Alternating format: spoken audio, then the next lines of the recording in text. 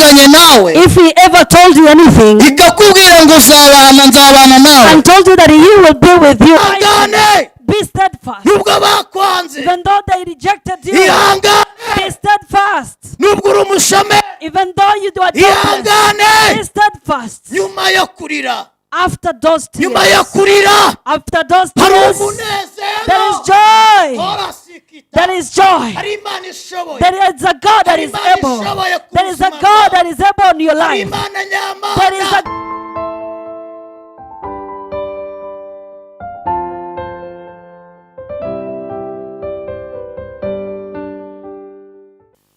Yesu nashimwe cyane. Praise Master Jesus.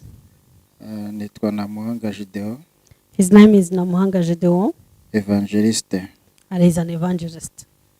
Uyu munsi tugiye kuganira ijambo ry'Imana. Today we are going to be sharing the word of God Ifite intego ivuga ngo with the title gukomera ku munsi mubi. Standing Firm on an Evil Day. Reka tubanze dusenga Imana, Let us pray first Imana ebane natwe muri uyu mwanya. so that God can be with us in this time.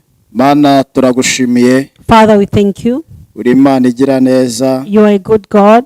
uri Imana ishoboye byose, You are a powerful God. uri Imana irengera abantu bayo. You are the one that intervenes on behalf of your Ubwije nuko people bukeye, day and night.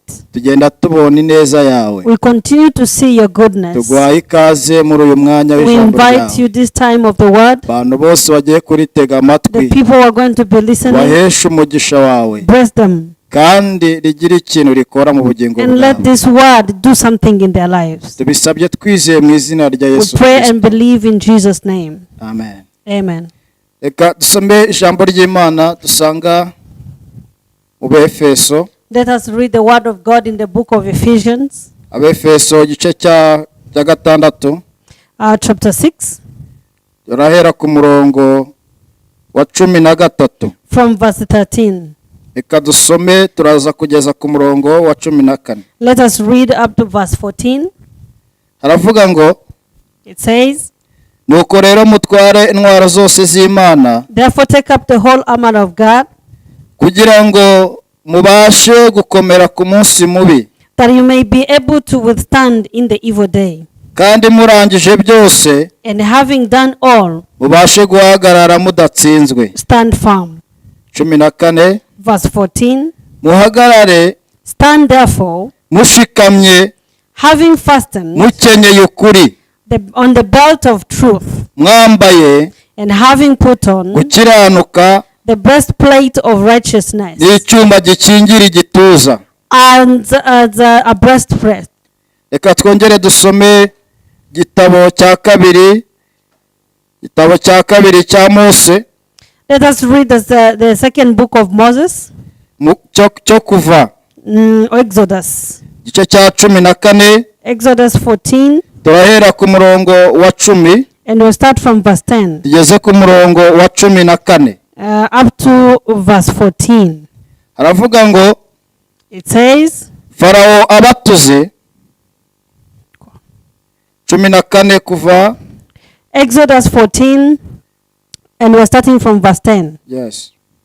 Farawo abatuze, When Pharaoh drew near, Abisirayeli bubura amaso, the people of Israel lifted up their eyes, babona Abanyegiputa and behold, the Egyptians bahuruye inyuma yabo, were marching after them, baratinya cyane. and they feared greatly. Abisirayeli And the people of Israel batakira Uwiteka, cried out to the Lord. babaza Mose bati, They said to Moses, nta mva zari ziri muri Egiputa, is there because there are no graves in Egypt, kutuzana ngo dupfire mu butayu? that you have taken us away to die in the wilderness? Niki cyatumye tugira utyo, What have you done to us kudukura muri Egiputa? in bringing us out of Egypt? Sibyo twakubwiraga muri Egiputa tuti, Is not this what we say to you in Egypt? tureke dukorere Abanyegiputa, Leave us alone and we may serve the Egyptians. kuko ikiruta ari uko dukorera Abanyegiputa, For it would have been better for us to serve the Egyptians biruta ko dupfira mu butayu. than to die in the wilderness. 13. Verse 13. Mose asubiza abantu ati, And Moses said to the people, mwitinya, fear not, wihagararire gusa Stand firm murebe agakiza uwiteka rubazanira uyu munsi and see the salvation of the Lord, kuko abanyegiputa mwabonye which will work for you today. For the Egyptians whom you see today, uyu munsi mutazongera you shall never kubabona ukundi. see again. Uwiteka yubarwanire, The Lord will fight for you, namwe mwicecekere. and you have only to be silent. Imana iduhana umugisha mu izina rya Yesu. The Lord bless you in Jesus' name. Iri jambo rifite imbaraga, This word has power, kandi iri jambo ni ryo kwizerwa. and this word is to be trusted. Nongere mbibutse intego y'iri jambo. And let me remind you again the reason for this word. Iravuga ngo gukomera ku munsi mubi. It says standing firm on an evil day. Bantu sobanukirwe umunsi mubi uwo ari we. First understand what is an evil day. Umunsi mubi, An evil day ni igihe uhagazemo, is a time that you're standing in. kandi icyo gihe kikaba kiruhije umutima wawe. And that time you're standing in is so painful to your heart. Muri icyo gihe kuri uwo munsi, In that time and on that day, ukaba ufite ibibazo birenze ibitekerezo byawe, when you have a lot of challenges that are challenging your thinking, ukaba nta n'igisubizo ufite, and you don't have solutions, ugatakira abantu ntihagire abaguhamagara, and you cry to people and no one responds, wahamagara ntihagire ukwitaba, and when you cry out and no one is there to answer, wakomanga ntihagire and ugukingurira. when you knock on any door, no one is there to open the door. Aho ngaho ugeze, At that particular moment, uba ugeze ku munsi mubi. that is when you stand in an evil day. Uwo munsi uba umeze nk'aho bwakwiranye, That day, it is a day that is becoming dark on your life. uba wabaye umwijima ku buzima You bwawe, become darkness. That day becomes darkness to your life. uba wabuze uwutakira, You have failed to locate someone you can run to. uba wabuze uwaguha ubufasha, You have failed to get someone who can help you. uba wabuze byose. You have become nothing. Umunsi uba wakwiranye, And the day is dawning on you. uba wabaye ikibazo ku buzima bwawe. And it has become a challenge to your life. Aho ngaho ugeze, There where you are, ukwiriye gukomera, that is why you need to stand. kuko ikiranga umukristo, Because one of the characters of a Christian kuko iyo ageze is because when they reach ku munsi mubi, on an evil day, arangwa no gukomera. it's supposed to stand firm. Ibintu bitatu ukwiriye kuzirikana ku munsi mubi ugezemo. There are three things that you need to know on an evil day. Icya mbere, The first one, ukwiriye kuzirikana Imana yavuganye nawe, you have to remember the God that spoke to you ukayizera, and believe in Him. kuko ahantu ugeze Because on that evil day, nta mwana w'umuntu wakurengera, no human being can intervene. kuko ibibazo ufite And the challenges you nta have, mwana w'umuntu there's no wabigukuramo. person that can help you out. Imana yavuganye nawe, The God that spoke to you ikabigutije umwuka wo and guhumeka, has given you the opportunity to be still alive. ukwiriye kuyizera, You are supposed to trust Him ukizera icyo yavuganye nawe kera. and trust what He has talked to you in the past. Nimba yaravuganye nawe, If He ever told you anything ikakubwira ngo nzabana nawe, and told you that He will be with you, wishidikanya nubwo ugeze ku munsi mubi. do not doubt even though you're standing in an evil day. Imana nimba yarakubwiye If God told you ngo nzakurinda, that I will protect you, ukaba ugeze ahantu ubura ubutabazi, and now you can't get any help, izera iyo Mana yakubwiye ko trust izakurinda, in that God that has told you that He will protect you. ntacyo uzaba. There's nothing that will ever happen to you. Ukwiriye kwizera You need to trust and ku believe munsi mubi, on an evil day. witakaza Do ibyiringiro, not lose your hope, kuko imbaraga si Imana, because the power is not the power is in God. nizo zigomba kugukura aho hantu The uri. power of God is the one that is able to get you out of that situation. Bibiliya yatubwiye The Bible has told us Abisiraheli bari bageze hafi y'inyanja, when the Israelites were near the lake, bari bageze ku munsi mubi. they were in an evil day. Uyu munsi wari ubabereye mubi cyane. It was an evil day for them. Inyuma hari amagare ya Farawo. Behind they were seeing Pharaoh and his chariots, Farawo yari abatuze, and Pharaoh was almost near to them. imbere hari inyanja, And before them there was a lake. iburyo n'ibumoso hari imisozi, and on the right and left there were mountains. nta nzira bari bafitemo They didn't have any way yo kugira ngo bacike Farawo. so that they can escape from Pharaoh. Barangije basubiza umutima inyuma, Then they took their hearts back batangira kwitotomba, and they began to murmur bitotombera Imana yavuganye nabo and started to murmur against the God that spoke to them, bizabajyana mu gihugu that cy'isezerano. he would take them to the promised land. Bahindukirira Mose, And then they turned to Moses baramubwira ngo Mose, and they told Moses, hari ibintu twakubwiye tukiri muri Egiputa, there are things we have told you when we were in Egypt. ubwo watubwiraga ngo Imana irakubwiye ngo tuve muri Egiputa tujye gukorera Imana mu When butayu, you told us that we have to leave Egypt and serve the Lord in the wilderness, twarakubwiye ngo turekere inaha kwa Farawo, we told you to leave us here in Pharaoh's land. uburetwa Even though we are in bondage, ntabwo dushaka kuzajya gupfira hariya mu but butayu. we don't want to die in the wilderness. None dore inyanja iri imbere yacu, Now see the lake before us, kandi Farawo and Pharaoh afite umujinya mwinshi cyane inyuma yacu. is angry and is behind us. None turabigenza dute? Now Moses, what are we going to do? Icyari kuba cyiza, What would have been good? oh haleluya, Hallelujah. icyari kuba cyiza What would have been good? nuko wari kuturekera muri Egiputa You would have left us in Egypt tukazaba ariho dupfira, so that we die there. nubwo twari tubayeho nabi, Even though we're living in bondage, biruta ko twapfira hano. it is more than dying in the wilderness. Oh, Imana ishimwe. Praise the Lord.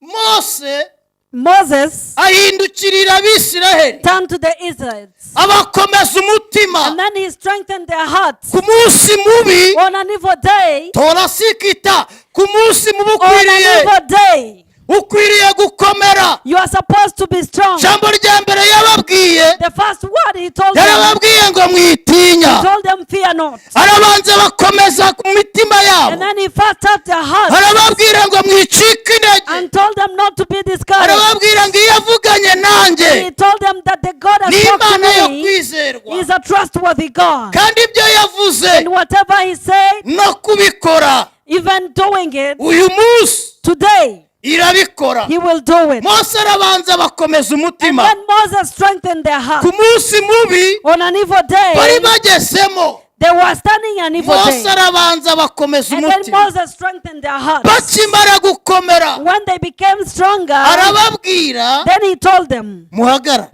stand, muhagarare, stand, muhagarare, stand, murebe agakiza and see the salvation. Uwiteka The Lord, Imana ya Isiraheli the God of Israel, iri bubazanire will bring to you uyu munsi. today. Abanyegiputa The Egyptians mubonye none that you ahangaha see today, ntabwo muzongera you will see them no kubabona more. ukundi. We see them no more. Muhagarare Stand muceceke. and be silent. Imana ishimwe Praise the Lord. ngo basubizwamo imbaraga, Then they had the strength.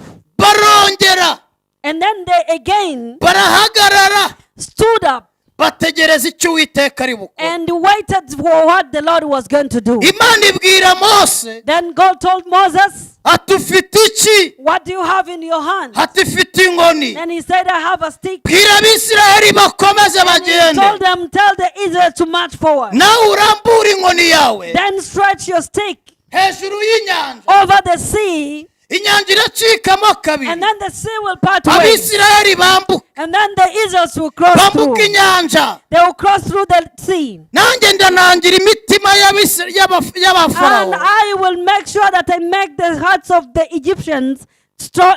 Abanyegiputa ndabanangira imitima, I will be able to make the hearts of Egyptians stones. bakomeze And babakurikire, they will follow them kugira ngo so that nze kwihesha icyubahiro I will take back my glory. cyangwa agaciro Or I will take back the hejuru value ya Farawo. on Pharaoh's life. Mwene data nshuti yanjye, My friend and my brother, ugeze ku munsi mubi, you are reaching an evil day. ugeze mu bibazo You bigoye are in different challenges. kandi bikugoye ku mutima wawe. And those challenges are attacking your heart. Famiye ni yawe, agakiza. Salvation. Hano Paulo yanditse mu Befeso, Paul wrote in Ephesians, arababwira ngo muhagarare he said, stand mushikamye, firm, mutware intwaro y'ukuri, taking all the weapons of truth. Let it become like a heart to you, kugira ngo so that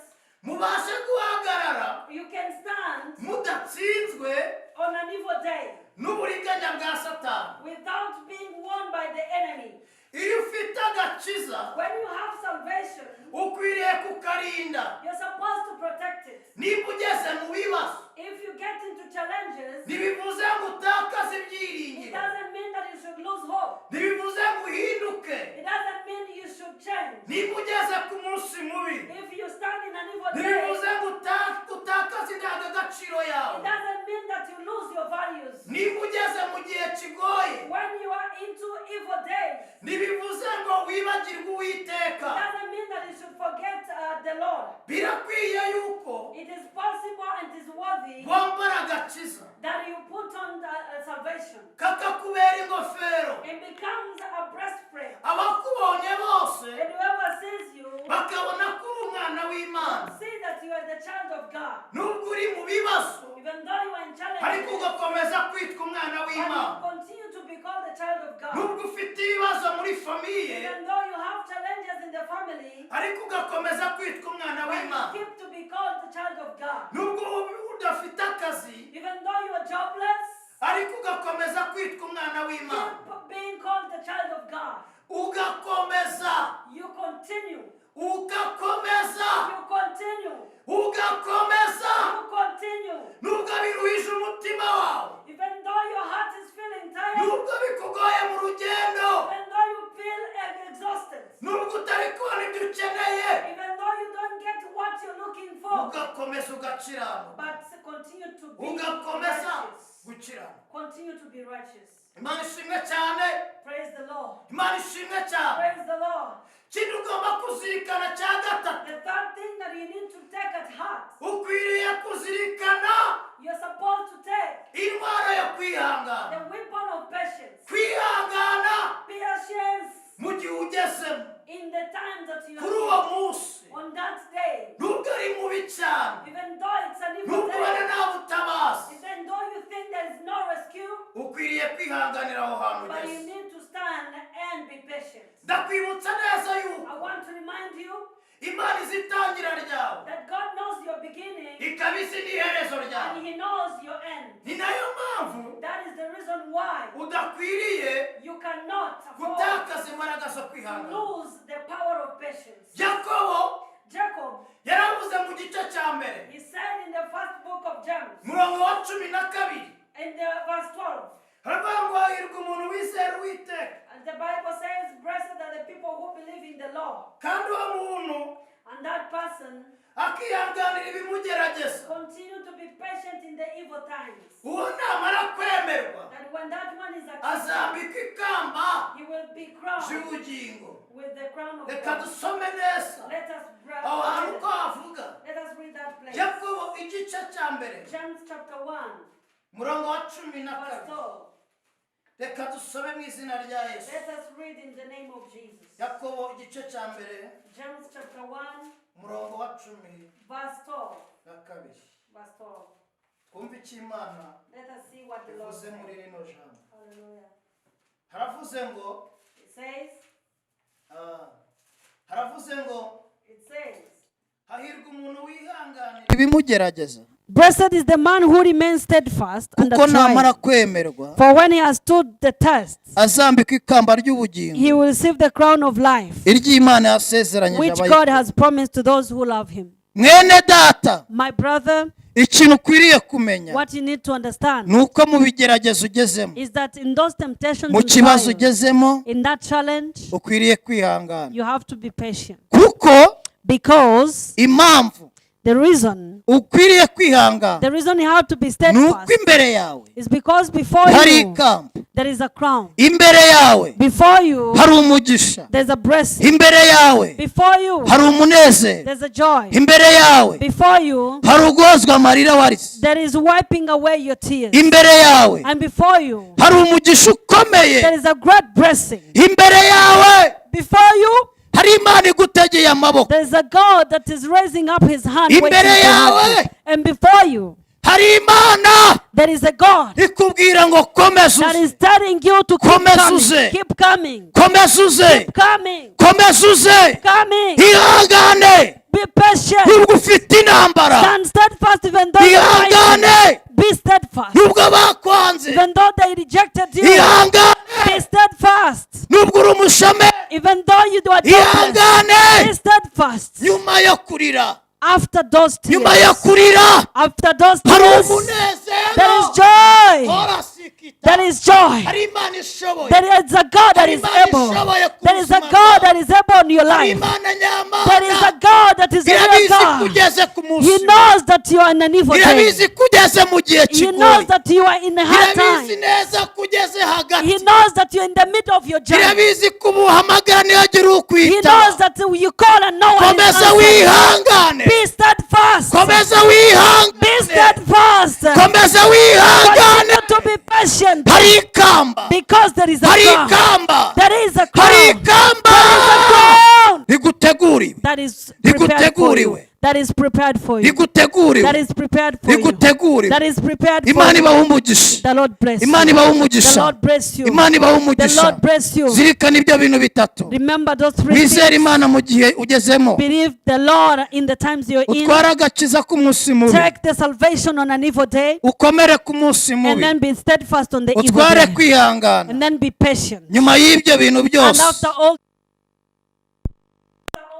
Imana izaguha umugisha, the Lord will bless you. kandi abantu bazagufasha And people will support gushima you. Imana, And they will stand bazavuga ngo warakiranutse, and then they will say you're bazavuga ngo mu righteous. bibazo And then they will say in the trouble wabaye you inyangamugayo, became a trustworthy person. bazakuzanira They will amaturo bring you offerings. baguture, And then they will offer kuko wihangana. sacrifices. Because you are patient. Umuntu wihangana What the person who is niwe patient uhabwa igihembo, is the one that umuntu wihanganye the person who is steadfast niwe uhabwa is umugisha. the one that is able to be blessed. Imana iduhezagire, The Lord bless us. twagira ngo dusenge Imana, Let us pray. kandi Imana ikugirire And the neza. Lord bless you. Reka dusenge, Let us pray. Imana ibaha umugisha. God bless you. Mana turagushimiye, Father, we thank you. tugushimiye kubwira ijambo Thank you ryawe. for this word. Biseri bageze ku munsi mubi, When the Israelites ariko were in an evil bakomeza day, umutima, but he strengthened their heart. barahagaze cyane, They stood ntibigeze basubiza umutima inyuma, and they never went back. ariko turagushimiye But we thank you kuduhaye imbaraga because you've given us kuri uyu munsi strength wa none, on this day. ndetse izi ntwaro And this uko ari weapons, eshatu the three weapons, dukwiriye kumenya we have ku to munsi know mubi, on an evil kugira day ngo tubashe so that we can be able gukomera, to be steadfast tudatsinzwe